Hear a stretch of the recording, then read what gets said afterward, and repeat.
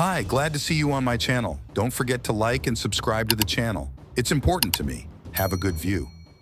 The operation against Guadalcanal and Tulagi on August 7-8, 1942 was incredibly risky.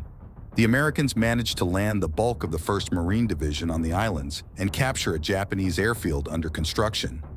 But they were unable to gain dominance at sea and were forced to withdraw their ships from Guadalcanal. Now the fate of the Marines entrenched at Cape Lunga depended on whether they could be supplied.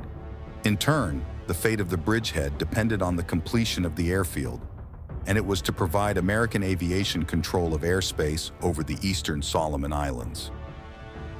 The situation on Guadalcanal by mid-August 1942.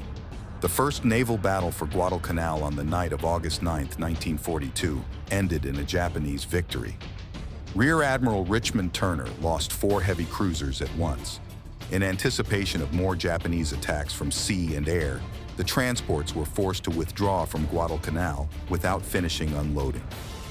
As a result, about 11,000 men of the 1st Marine Division, out of 20,000 intended for landing, ended up at Cape Lunga Point.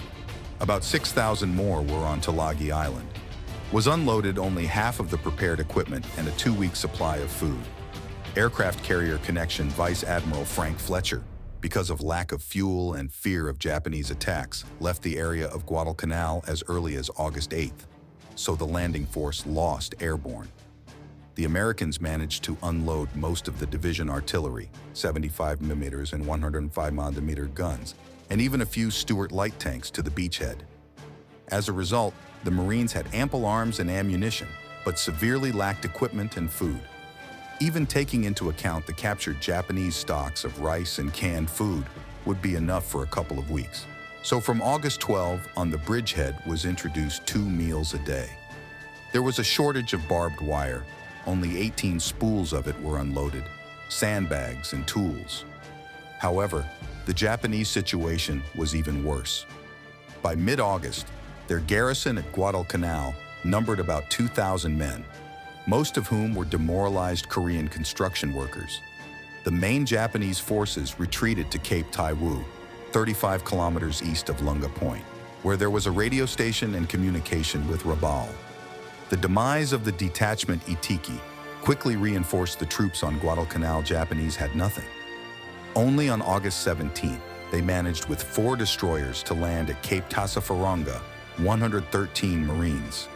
The next evening at Cape Taiwu, from 6 destroyers of the 2nd Division Arashi, Hagakadze, Kagero, Hamakadze, Tanakadze, and Urakadze, was unloaded the first echelon of reinforcements, a reinforced battalion of the 28th Regiment of the 7th Infantry Division.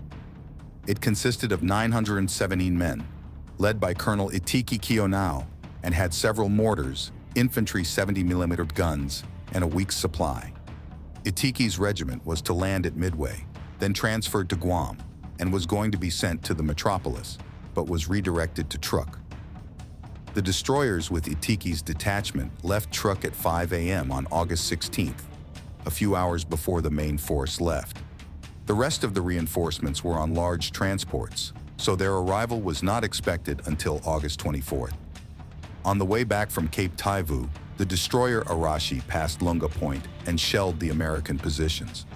At the same time, the Hagakadze and Kagero shelled the seaplane base at Tulagi, which had been captured by the enemy.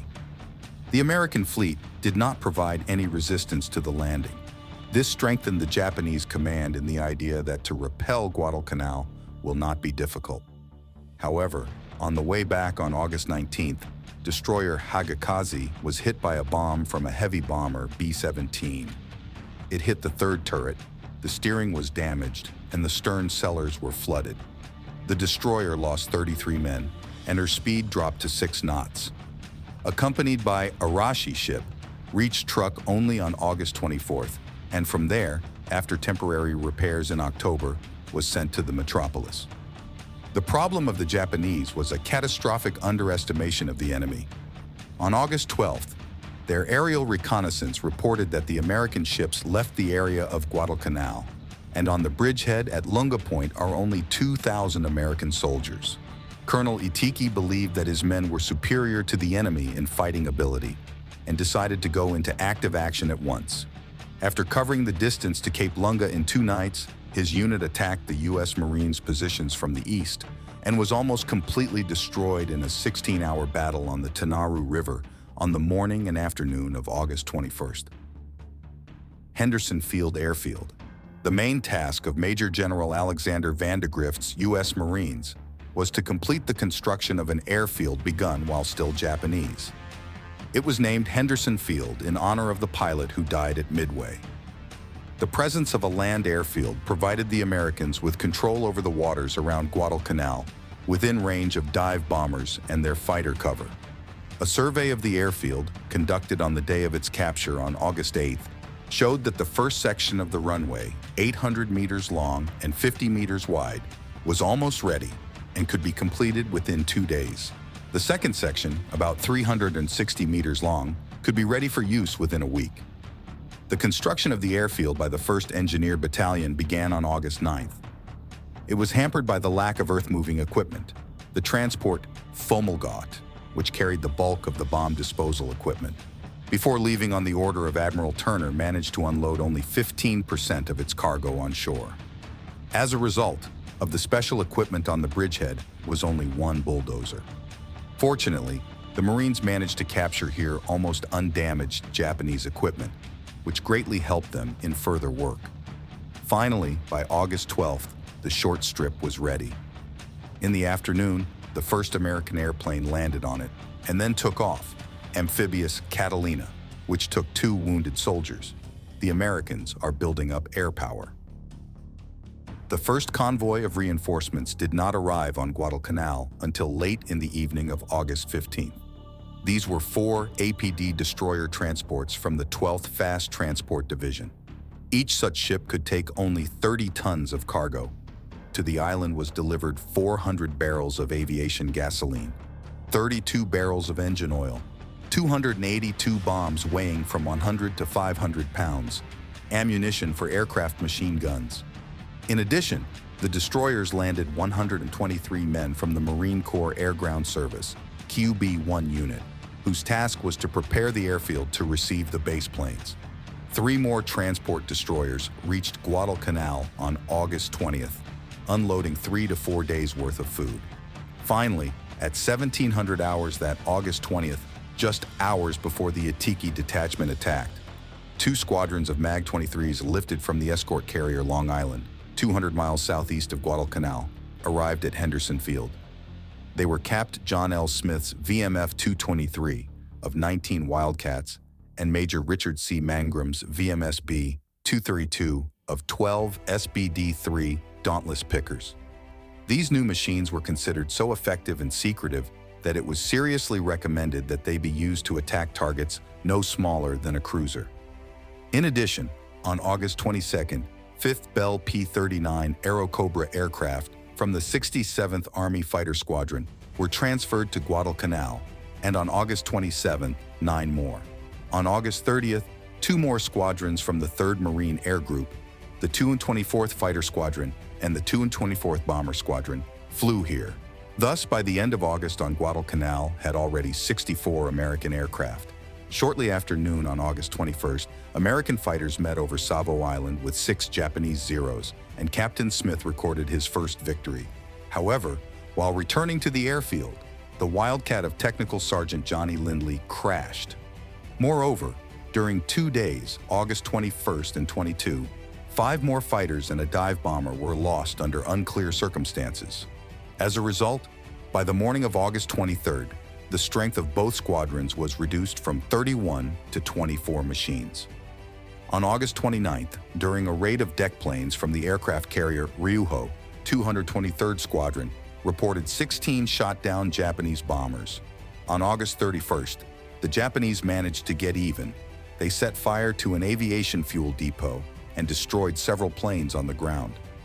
The Americans claimed to have shot down 13 Japanese planes that day. 3 fleets, Lieutenant General Hyakutake Harukichi, commander of the Rabaul Corps Zone of the Japanese 17th Army, had very few reserves at his disposal. Its main forces at this time were engaged on New Guinea, where the decisive Japanese offensive on Port Moresby had begun. In addition to the 28th Ichiki Regiment, he had the 35th Infantry Brigade of Major General Kawaguchi Kiyotake, stationed in Palau, and the 4th Infantry Regiment Aoba, so named after the place of permanent deployment from the 7th Infantry Division, based in the Philippines. The 2nd and 3rd echelons of troops for Guadalcanal left Truk on the afternoon of August 16th. These were the remaining 3 battalions of the 28th Regiment, 1,411 men, and the 5th Marine Battalion, Yokosuka Base, about 700 men. The 2nd echelon was loaded onto 3 large transports, Kinryu Maru, Boston Maru, and Taifuku Maru, and 4 patrol ships, PB-1, PB-2, PB-34, and PB-35. The former destroyers Shimakaze, Nadakaze, Suzuki, and Tsuta. The 2nd Destroyer Squadron, or escort force of Rear Admiral Tanaka Raizo, was assigned to guard the transports from Vice Admiral Mikawa's 8th Fleet. The cruiser Jintsu, with destroyers Kagero, Isakaze, Kawakaze, Suzukaze, Umikaze, 24th Division, Mutsuki, Yayoi, and Uzuki, 30th Division. The transports were scheduled to arrive at Guadalcanal by August 24th. As always, for the operation, the Japanese created a complex system of temporary formations taken from 3 different fleets. Close protection of the convoy was also entrusted to the 8th Fleet, which allocated for this short-term cover of 4 heavy cruisers, Aoba, Kinugasa, Furutaka, and Tiokai, which was headed by Vice Admiral Mikawa himself. The 3rd Fleet, or aircraft carrier strike force of Vice Admiral Nagumo, provided long-range cover for the operation. The heavy aircraft carriers Shokaku, Juikaku, and the light aircraft carrier Ryujo, escorted by the heavy cruiser Tone, as well as 8 destroyers, Kazegumo, Yugumo, Makigumo, Akigumo, Hatsukaze, Akitsuki, Amatsukaze, and Tokitsukaze. Nagumo's group left Hashiradzima on August 16th, reached Truk on August 19th, but on the orders of the Commander-in-Chief of the Combined Fleet, Admiral Yamamoto, did not go to the base and refueled at sea from tankers Nippon Maru and Kyokuto Maru. In turn, Vice Admiral Kondo's 2nd Fleet, designated as the support force, was assigned to cover Nagumo's aircraft carriers, battleships Hiei and Kirishima, heavy cruisers Kumano, Suzuya, Takuma, Atago, Maya, Takao, Miyoko, and Haguro, the seaplane carrier Titos, and 2 destroyer squadrons, 4th Rear Admiral Tomotsu Takama, light cruiser Yura with destroyers Kuroshio, Oyashio, Minagumo, Hayashio, Natsugumo, Asagumo, and 11th Rear Admiral Satsuma Kimura, light cruiser Nagara with destroyers Nowaki, Tanikaze, and Maikaze. August 21st at about 7 a.m., Kondo battleships joined the main force Nagumo. The overall leadership of the entire operation was carried out by Admiral Yamamoto himself from his flagship Yamato, standing in the lagoon Truk. There were also battleship Mutsu and aircraft carrier Junkyo. Obviously, the purpose of such a large-scale operation was something more than escorting a convoy of 2,000 soldiers. Yamamoto realized that the U.S. Navy will try to regain dominance over the area of Guadalcanal and prepared for the long-awaited general battle. In this situation, Tanaka's detachment with reinforcements actually served to distract the enemy from the main forces of the fleet. Fletcher prepares for battle. Yamamoto was not mistaken. Vice Admiral Fletcher's 61st Task Force, having obtained fuel, was again headed for Guadalcanal. Its goal was to establish control over the island area and ensure the smooth landing of reinforcements. A few days earlier, the Commander-in-Chief of the U.S. Pacific Fleet, Admiral Chester Nimitz, received a report from radio intelligence based on the analysis of intercepts of Japanese radio conversations. It showed that the enemy was preparing to transfer from the metropolis to the south of large military contingents. August 21st, air reconnaissance reported that the United Fleet came out of Truk. At the same time, several transports left Rabaul. Nimitz ordered the commander of U.S. naval forces in the South Pacific, Vice Admiral Robert E. Lee Gormley, to concentrate maximum forces near the Solomon Islands. On August 22nd, Gormley issued a corresponding order to Rear Admiral Frank Fletcher, commander of the 61st Operations Group, who was already maneuvering with 3 of his aircraft carriers between Guadalcanal and Espiritu Santo. A separate task force was formed around each of the aircraft carriers.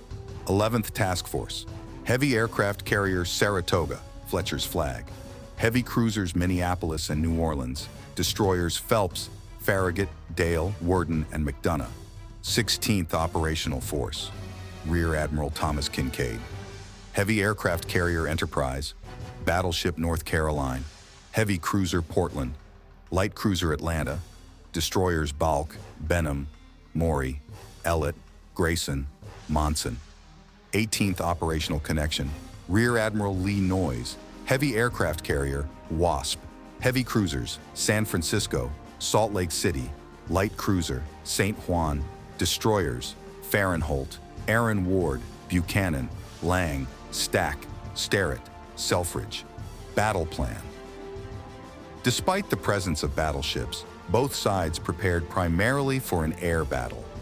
Yamamoto intended to engage his battleships only after the American carrier forces had been destroyed or withdrawn from the battle. They were to finish what remained of the American ship formations, and then approach Guadalcanal and fire 350mm guns to mix with the ground airfield Henderson. Initially, the Americans had a clear advantage in aviation. On the 3 aircraft carriers, and Guadalcanal had a total of 261 machines, while the 3 Japanese aircraft carriers were only a 177 aircraft, 54 dive bomber D-3A1 Val, 45 torpedo carriers B-5N2 Kate, and 78 fighters A-6M2 Zero. However, on the afternoon of August 23rd, it became clear that the Wasp was short of fuel, and at about 16 hours he, along with his 83 aircraft, was sent south for refueling. This reduced the number of American fleet aircraft to 178, 79 Dauntless dive bombers, 29 TBF-1 Avenger torpedo bombers, and 70 Wildcat fighters. To the number of U.S. aircraft should be added the 5 Army Airacobras transferred to Guadalcanal the day before. In addition, on Espiritu Santo and the Santa Cruz Islands, the Americans had a group of 39 long-range reconnaissance Catalinas, and on New Caledonia, 30 flying fortresses subordinate to the fleet. In turn, to the Japanese forces must be added 23 catapult seaplane reconnaissance aircraft on the Tito's, and some number of them on battleships and heavy cruisers. A serious advantage of the Americans was the presence of a land airfield. It could be used as an intermediate and as a reserve base in case of the loss of any aircraft carrier. Regardless of the air battle, Tanaka connection on the night of August 24th was to land troops at Cape Tasafaronga, west of Lunga Point, and covering it 4 heavy cruisers, Mikawa heavy cruisers, to deliver an artillery strike on the American airfield. This strike was to be supported by aircraft from the light aircraft carrier Ryujo, which was planned to move south ahead of the main force, at a point 190 miles northeast of Guadalcanal. The heavy cruiser Tone and the 2 destroyers Amatsukaze and Tokitsukaze were assigned to escort the Ryujo, all designated as a separate mobile group under the command of Vice Admiral Chuichihara. It seems that the Ryujo was used as a kind of decoy to divert American strike aircraft away from Nagumo's main force. The American formation maneuvered between the islands of Santa Cristobal and Espiritu Santo. Until the enemy was detected, Fletcher preferred to hold cautiously about 250 miles southeast of Guadalcanal. Nagumo's main force was approaching from the north-northwest, east of the Solomon Islands line. Tanaka's convoy, together with the short-range cruisers, moved separately, keeping to the west of the main force. It was to pass between Malaita and Florida Islands, round the latter, and approach Cape Lunga from the east. Reconnaissance seaplanes from Tito's and heavy cruisers Kondo conducted reconnaissance on the course of the main forces, while coastal scouts of the 25th Air Flotilla from Rabaul searched for the enemy to the meridian 164°E, passing between Santa Cristobal and Espiritu Santo. By the morning of 23rd August, the deployment of the party's forces around Guadalcanal was finally completed. The opening was complete. The game moved to the middle game. Thank you for watching the video to the end. forget to put a like and subscribe to the channel. It's important to me. See you soon.